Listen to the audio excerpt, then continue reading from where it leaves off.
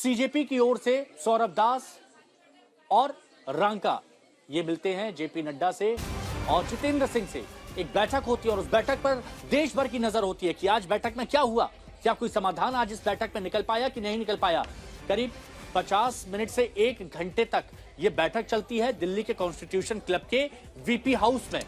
और जब बैठक खत्म उस वक्त ये देखिए, ये एक चिट्ठी सौंपी गई और ये चिट्ठी सौंपी गई है सौरभ दास और रांका की तरफ से, जो कि सीजेपी के डेलीगेशन थे।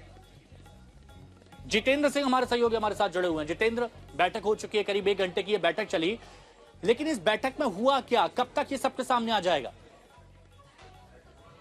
देखिए हिमांशु, अब से थोड़ी देर बाद कुछ चीजें निकल करके सामने आएंगी कि किस तरीके से बैठक में जो सीजेपी का प्रतिनिधि मंडल गया था सरकार के दोनों मंत्रियों से बातचीत करने के लिए, उन्होंने अपनी क्या क्या मांगे रखी हैं। हालांकि अगर पहले की बात करें तो वो लगातार यही मांग कर रहे हैं कि केंद्र सरकार में जो शिक्षा मंत्री हैं उनका इस्तीफा होना चाहिए। इसके साथ ही दीपके ने जिस तरीके से उन्होंने बात रखी है, उन्होंने कहा कि ये जो आंदोलन चल रहा है, जो प्रदर्शन उनका हो रहा है जंतर मंतर पर, अब वो पूरे देश व्यापी हो चुका है और अभी भी ये जारी रहेगा। वो इस प्रदर्शन को ऐसे ही आगे बढ़ाते रहेंगे।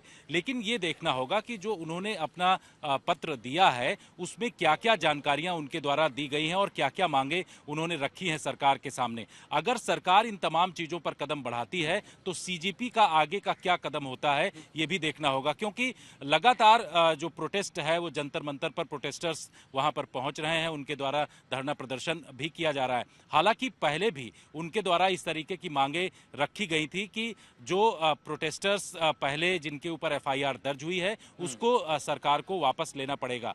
जब बातचीत सरकार की सोनम वांगचुक से हुई, जब उनका अनशन टूटा, तो उस दौरान भी सोनम वांगचुक ने भी यही बातचीत रखी थी सरकार के सामने, जिसमें सरकार ने तमाम चीजों को अपनी तरफ से उन्होंने कहा कि इस पर उनकी मांगों पर आगे सरकार के सामने रखा एक बात जाएगा। शॉर्ट में बताइए कि अगर इस बैठक से बात नहीं बन पाती है तो अगले भी आगे कई दौर की बातचीत बैठक हो सकती है, संभव है ये? बिल्कुल संभावित है, क्योंकि दूसरे दौर की ये बैठक है। इससे पहले भी केंद्र सरकार के मंत्री जेपी नड्डा की मुलाकात जो प्रतिनिधि मंडल है उससे पहले भी हो चुकी है। ये दूसरे दौर की जो बैठक करीब 1 घंटे तक चली और काफी लंबी बैठक कॉन्स्टिट्यूशन क्लब में हुई है। इंतजार कर लेते हैं कि कितनी देर तक ये पता चलता है कि इस बैठक से क्या हुआ।